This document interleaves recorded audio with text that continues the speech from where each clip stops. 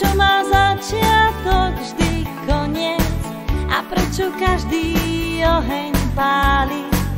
Ak by sme doňho rúčku dali, sovička múdra, tak nám prezrať, prečo má každý prstov 10? A prečo 2 a 2 sú 4? A vetrí každú vodu zvíri.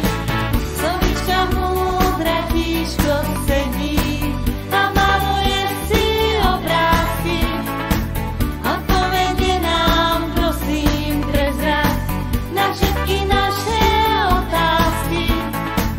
Sovička hľadá v múdrych knihách odpoveď rýchlo nájde tam.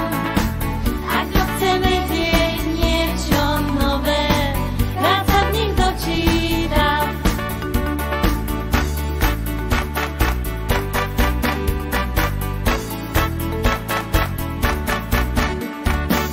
Sovička múdra, rýchlo riekni, kam tečú všetky naše rieky a kde má koniec šíre more a červené sú rané zore. Sovička múdra, rýchlo prezrať, prečo nám v noci žiari mesiac a slniečko zas cez deň páli. Tiež by sme radi múdri boli,